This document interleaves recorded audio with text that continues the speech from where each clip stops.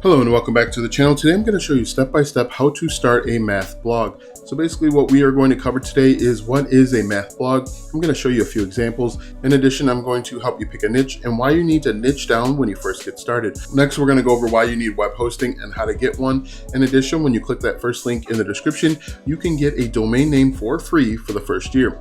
After that, we are going to install WordPress. We are going to install both a free and premium WordPress theme. I'll talk about some of the differences there and some important changes that you have to make so that your website can actually start getting traffic.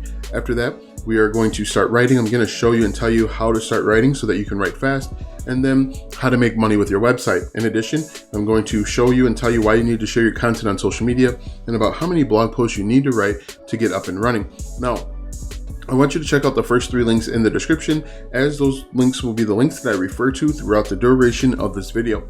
So first things first, what is a math blog? A math blog is simply a blog where you're answering questions about math. Now, people are coming to the internet all day, every day, and they're asking questions about all sorts of math. And your job is simply to answer those questions. Now, if we take a look at this example, it's called mathblog.com. As you can see, if we take a look, applied math, basic math, education, math education, stats, there's all different types of math, all different types of niches for you to create content. Now, one thing that you need to do, and this is going to help you pick a niche and niche down, you need to figure out who you're targeting.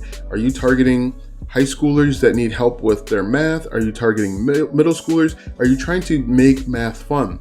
Or are you going to target parents that have no idea what they're doing when it comes to 4th grade math? So you want to sit down, figure out exactly who your niche is, and then niche down. Now, because this website is fairly large, they can write about anything. They have the domain authority to write about anything.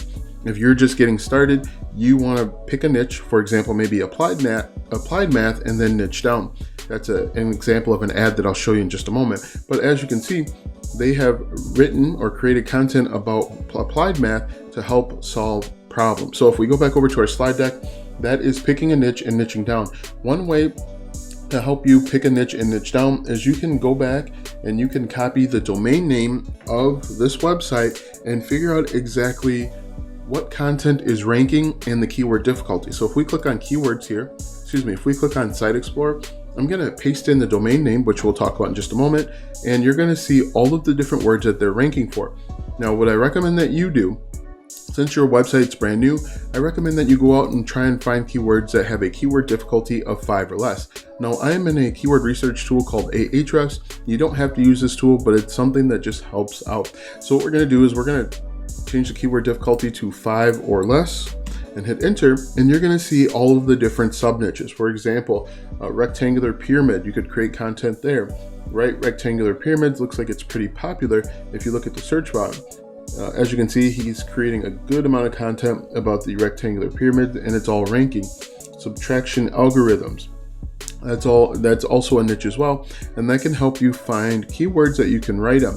So if we go back over to our slide deck, we've picked a niche and we've niched down. The next step, the next thing you need to do is you need to get web hosting and you need to get a domain name. In order for your website to be seen on the internet, you need web hosting. If you click the first link in the description, you can work with the best web hosting provider for beginners. When you get hooked up with those guys, what they're going to do is they're going to loan out hard drive space to you called a server so that people from around the internet and from around the world can see your website. So what you're going to do is click that first link in the description, and when you click that first link, you'll actually get a domain name for free for the first year. And what I'm actually going to do right now is I'm going to walk you through the entire process of setting up web hosting and getting a domain name, and actually some settings that you need to change so that you can start getting traffic. When you click that link, you'll be taken to this website where you'll go ahead and click Get Started. What I recommend is to click the first one on the far left, the basic plan, if you're just getting started with a website. As you can see, there are a number of options, but click that, click select, and then move on. Here you're going to create a domain name. If you have one in mind, you can type it in here like you see that I do. What I recommend is try and find a domain name that's going to be related to your niche. Now, what I do is I type in a domain name that I know is already taken. When it's taken, you're going to get this error. What you can then do is go back and try different domains. Now, make sure again you want to pick one that's related to your niche. Click next, and then you're going to see a green box that says that it's approved. The next step is simply to go through and enter in your contact information. Make sure that when you scroll down here, make sure that you leave all of the settings on. But again, enter in your contact information, the settings right here where it says domain privacy, leave all of this checked. If you don't leave it checked, you're going to get people reaching out to you, spamming you, emailing you, trying to get you to sign up for web hosting. So what I'm going to do is I'm going to go ahead and sign up and then jump back to you once I sign on and move to the next step. All right, so I've signed up and I'm going to go ahead and set up my website initially. Just create a simple username and password, make sure it meets the requirements there, and then move on. Make sure that you write it down too. Write it down in a safe spot so that you have it and you remember it, because it can be a pain to go ahead and get everything back. You're gonna have to enter in like some vital information, but just make sure that you write it down. It's really easy and really simple. Now, one thing that I do want to note is that this part is not sped up at all. This is actual real time, and you can see that you'll go from absolutely nothing to a complete website in less than probably 10 minutes. And once you click submit, you're going to move on to the next step where you get to log in. Here is where you're actually going to start creating your WordPress website. Now, the great thing is Bluehost really does everything for you, and it's really simple. So again, I'm not speeding this up at all, and I want you to see what it really takes to create a website.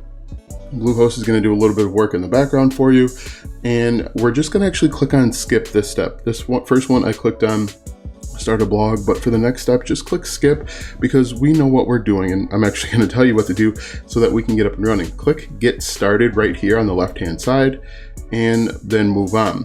Just click skip here and click skip here. And then just pick the first one in the far left. Make sure that you're picking a free theme, because they'll charge you. They have both free and premium themes, which I'll talk about in just a moment. So right now it's actually creating your WordPress website. In just a few moments, you're going to click on log in to WordPress on the right hand side there. You'll see it in just a second. And then we can actually start looking at some basic configurations. All right, so we click log in, and now we actually have a WordPress website. What may need to happen is you may need to click refresh a few times to get it to work, but now we have our website, as you can see. Now what I'm going to do is I'm actually going to log in and delete a few plugins, because right now it has the coming soon, and so if someone tried to get to your website at this moment, it's going to say coming soon to them, even though we can see it. This is what your WordPress website looks like, but for everyone else outside of your network, it's going to say coming soon.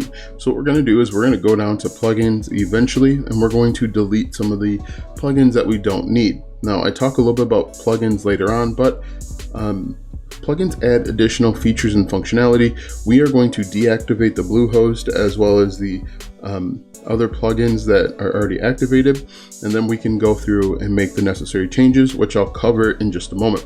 So we're going to deactivate them and then delete them. Now, you want to make sure that you only have the plugins that you're using on your website. The more plugins you have, the slower your website's going to respond and function, and you're going to lose out on ranking. So make sure you have a lean setup, very few plugins, and then move on. As you can see right now, I'm just simply deleting some stuff that you don't need. If you want to, you could keep them, but obviously if you're just getting started, you don't need this other stuff. What's more important is the themes that we're going to talk about in just a moment, as well as getting writing. So I'm just going to go ahead and delete those, deactivate them, and then we're actually going to start moving on to settings, which you see right here. All right, so let's go ahead and make some changes that we absolutely have to make so that you can start getting traffic. The first thing that you want to do is you want to change your site title. Your site title is going to be the title of your website. You can make this basically your domain name. For example, my domain name is Web Hosting Rewind, and you can see that's my site title. And then the tagline is basically what your website's all about in a very succinct manner. As you can see here, mine says, get the latest news and info on all things web hosting. What you want to do is make sure that yours is relevant to your niche. For example, if you are creating content about makeup, you can say, come here for the latest tips and tricks for all things makeup. Next, you want to make sure that your WordPress address is HTTPS and not HTTP. Make sure your site address is HTTPS as well. And then the administration email should automatically be set. Uncheck the membership so that anyone can register. Make sure that this is unchecked. If we scroll down here, you want to change your time zone to your time zone. There are all sorts of them here. Next, you want to make sure that you have your date format set to the way you want, and then go ahead and click save. If we go down to writing, there isn't anything in writing that we need to change. After that, we're going to go to reading. In reading, very important, you want to make sure that your homepage displays to your latest post. That's the first thing. And the second one is you want to make sure that your search engine visibility is unchecked. do not check this. Discourage search engines from indexing this site. You do not want this, because if this is checked, people aren't going to be able to find your website, and everything that we do after this is going to be a waste. So go ahead and click save. This should be unchecked. Next, if we go down to discussion, there really isn't anything that we need to change here. Media, we can leave this as is, and then permalinks is going to be really important. Right now your permalinks are set to plain. You want to change it to post name. This is done for search engine optimization. What's going to happen is when we create a new blog post, we are going to make it so that it's search engine optimized. We're going to use the keyword in our title, and that keyword is going to show up right here as well. And this is called search engine optimization. Make sure that it's set to post name, and then go ahead and click save. And really that's everything that you need to do to make sure that you start getting traffic. All right, so now that we've installed WordPress, we've installed a free WordPress theme. I'm actually going to show you how to install a premium theme, and we've made some changes so that you can start getting traffic. Right now you have a basic free WordPress theme on your WordPress website. That theme has no additional features or functionality. It is incredibly boring and bland. If we take a look at this website here, mathblog.com, this is a premium WordPress theme. You may think it's boring and bland, but this is a premium theme that has additional features and functionality. What I recommend that you do is click the second link in the description to get a premium WordPress theme. Now, when you get a premium WordPress theme, it comes with all sorts of additional features that's going to help you make more money if that's your goal, help you connect with your audience. What you can do when you click that second link in the description is type in your keyword. So I typed in math, and as you can see, there are a few WordPress themes related to math. What we can do too is we can do education. We typed in education here. Make sure we spell it right. And when you type that in, you can see there are even more WordPress themes that you could potentially use to help you teach people the math niche. So what I recommend that you do is spend some time and find a WordPress theme that you like. Once you find a theme that you like, you are going to click on this button to add it to your cart. When you add it to your cart, you are going to check out and pay for that theme. Once you pay for that theme, you are going to download a zip file to your computer. And then in that zip file, you're going to unpack it, and there's going to be a second zip file that you're actually going to install on your WordPress website. And I'm going to show you how to do that right now. So what you're going to do is you're going to head back over to your WordPress dashboard, and you are simply going to go to Appearance and click on Themes. When you click on Themes, you're going to click on Add New, and then you are going to click on Upload Theme, and you're going to drag and drop that second zip file right here to choose theme. What you can do too is you can also click on Choose File right here and find it manually. Regardless of your method, you are going to click on Install Now and then Activate. Once you click Activate, you are going to have an updated website with that new WordPress theme. If we jump back over to our slide deck here, the next step is simply to start writing. And I get 3 questions when it comes to starting a new website. How do I start writing? How many blog posts should I write? And how long should my blog post be? And so I'm just going to answer a few of those questions right now. To start writing, you're going to click on Post, and then you're going to click on Add New. What we're going to do is we're going to take a keyword that we found over here, for example, rectangular pyramid. We're going to copy this. Now, this is a keyword that people are searching for about 9,000 times per month, and we are going to paste it right here in our new blog post. Now, the reason why we're doing it this way is we are optimizing our blog post to be discovered in search. So this is going to help with search engine optimization. So we've got rectangular pyramid, and then we're just going to put everything you need to know. And the second half here is designed to get clicks. It's a little bit clickbaity because it's impossible to know everything about rectangular pyramid, but as you can see, we are up and running. Now the next step is to really figure out how long should our blog post be. And the answer to that question is it really all depends on the target audience, it depends on your competition, and it depends on the niche. Now, your blog post in general should only be as long as it needs to be to answer the question or solve the problem. And one way to figure that out is we're going to open up a new window here. I'm going to paste that in, and we're going to take a look at this first result here. And the first result is from mathblog.com, which we've been looking at. And if I had to eyeball this, this is probably about